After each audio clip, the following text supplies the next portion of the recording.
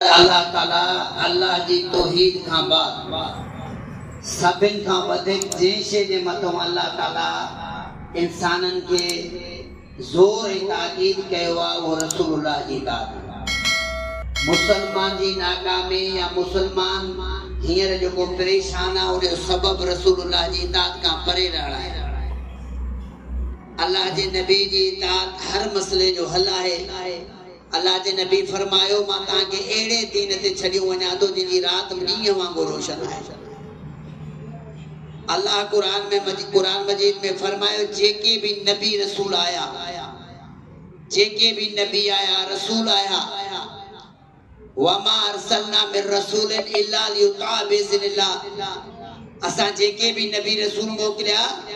सिर्फ इन जे लाइ मोकिलिया त अल्लाह जे हुकुम सां, यानी अल्लाह चए थो मुंहिंजे हुकुम सां उन जी इताअत कई वञे। यानी दुनिया जे अंदर जेके भी रहबर नबी रसूल जी सूरत में आया, अल्लाह ताला फरमायो उन्हनि खे इन जे करे मोकिलियो ताकि उन्हनि जी इताअत कई वञे।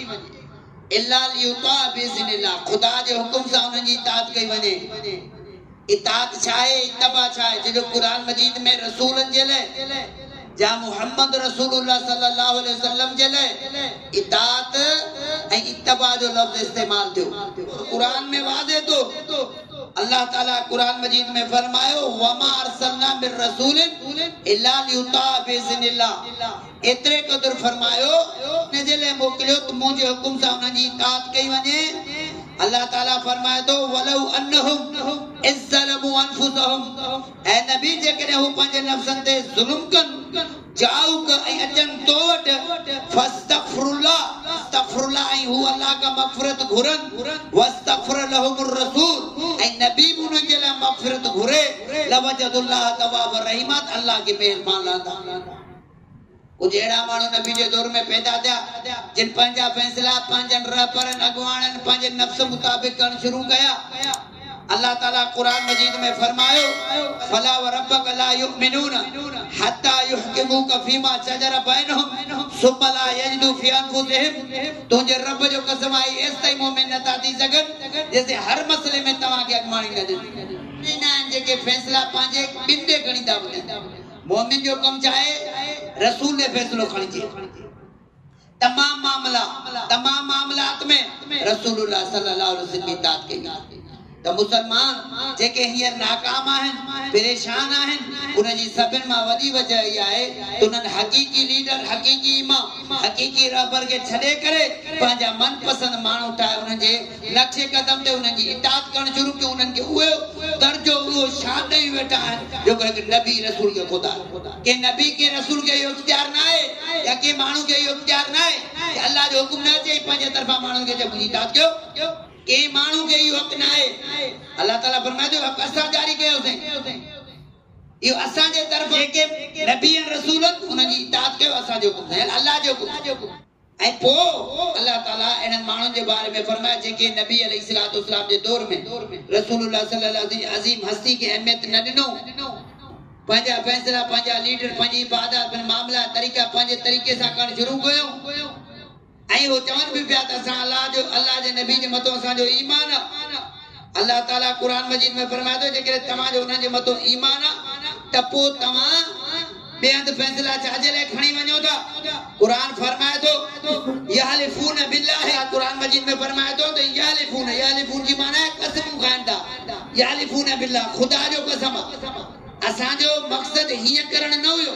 असांजो मक़सद हीअं चवणु न हुयो, असांजो मक़सद हे नबी हीअं न हुयो। अल्लाह ताला कुरान मजीद में फरमाए थो इन्हनि जो दिलूं मरी चुकियूं आहिनि, मुनाफ़िक़। जेकॾहिं असां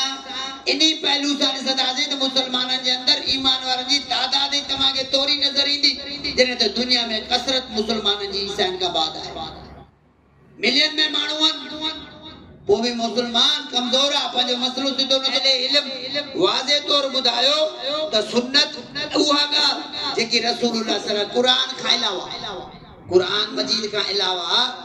जिते जिते नबी सल्लल्लाहु अलैहि वसल्लम कौल फिल तकरीर जो ज़िक्र थियो आहे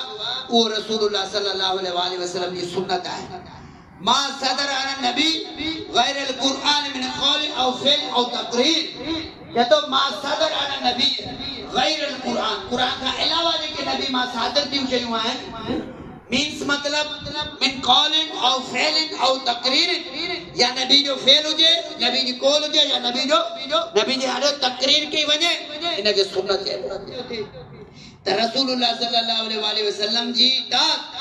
जो मेन मकसद है मेन मरकज जो को वो इबादत जे ता नबी अलैहिस्सलाम जे तरीके मुताबिक इबादत कंदो दुआऊं घुरंदो कारोबार कंदो तिजारत कंदो मामलात कंदो त अल्लाह रब्बुल आलमीन असां तव्हां सभिनि खे इज़त सां नवाज़ंदो पर जेकर हर माण्हू पंहिंजी मर्ज़ी हलाईंदो वो दुनिया में भी ख्वार हूंदो आखिरत में ख्वार हूंदो असां जा नंढड़ा ॿार आहिनि असां चाहींदा यार हिन जो मुस्तक़बिल बहितर थियणु खपे हक़ीक़ी त हिकु पीउ माउ खे उन्हनि खे सुठो दीनदार बणाइणु खपे जेकॾहिं को इंसान चाहे तो मुंहिंजो औलाद बहितर थिए त उनखे सुठो दीनदार बणाए छो जो दीनदार उहो आहे जंहिंजे नफ़्स मां पाड़े वारनि खे बिरादरी वारनि खे माशरे वारनि खे ख़ुदि पंहिंजे नफ़्स खे बि फ़ाइदो तव्हां पंहिंजे औलाद खे दीनदार बणाइण जी कोशिश कयो ईमानदार बणाइण जी कोशिश कयो मोमिन बणाइण जी कोशिश कयो सुठो इबादत गुज़ार आबिद बणाइण जी कोशिश कयो खुदा उनजो राज़िक आहे खुदा उनखे पाण जेको आहे रिज़्क़ अता फरमाईंदो वो दुनिया जे अंदरि सुठो रोज़ी वारा थी वेंदा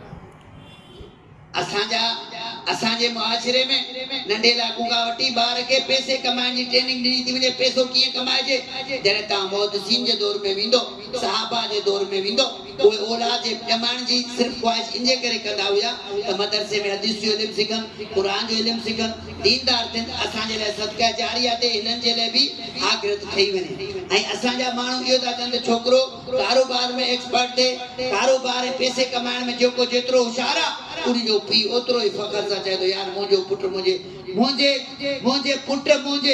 फ़ख्र मां मुंहिंजी मथे कराए छॾियो तव्हां जो मक़सदु इहो आहे ख़ुदा जे नज़दीक उनजी कहिड़ी अहमियत इहो माल न तुंहिंजो ई तोसां गॾु न हलंदो त औलाद किथां हलंदो जेकॾहिं सभिनि खां वधीक इंसान चाहे थो त मुंहिंजो औलाद बहितर थिए मुंहिंजी आख़िरत बहितर थिए या मुंहिंजो नालो दुनिया जी आख़िरत में बहितर थिए पंहिंजे औलाद खे ॾींदा पर माहौल जे पोयां माण्हू लॻा पैसा ॾोकड़नि में उन्हनि खे एक्सपर्ट करे छॾियो पैसा कमाइण में होशियार थी विया लेकिन दीनदारी जो को नालो कोन्हे कुरान पढ़ण जो को नालो कोन्हे हदीस पढ़ण जो को नालो कोन्हे मोबाइल ते टाइम वेस्ट पैदा कनि मोबाइल ते लॻा पिया आहिनि पर कुरान ऐं हदीस खे पढ़ण जे लाइ टाइम कोन्हे बाक़ी तकरीरूं ॿुधण उन्हनि खे ॿुधी हेॾो कढी छॾनि बसि ख़लास त इहे नाले सां जेकर एतिरे मुस्लमान जे अंदरि एतिरो ईमान हूंदो त एतिरा मुस्लमान त उहे बि आहिनि त ईअं ई दलील रहंदा ईअं ई ख्वार रहंदा दुनिया में असांजो नालो मुस्लमाननि जो घणो हूंदो पर अलाह जे नबी फरमायो आख़िरी दौर ईंदो मुस्लमाननि जो मिसाल फरमाए ईअं हूंदो जीअं पाणी जे मथां जॻ जीअं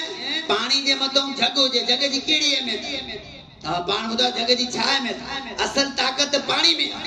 जॻ जी का बि अहमियत कोन्हे पर असां हूंदासीं घणा पर जॻ वांगुरु हूंदा जॻ माने को कम जा न हूंदा असल में अल्लाह रब्बुल आलमीन असांखे चाहे थो असांखे आज़माइण चाहे थो त ॾिसो हे छा था कनि पोइ अल्लाह हर शइ ते क़ादिर आहे अल्लाह रब्बुल आलमीन असांजे लाइ कई मिसाल बयानु कया अबरा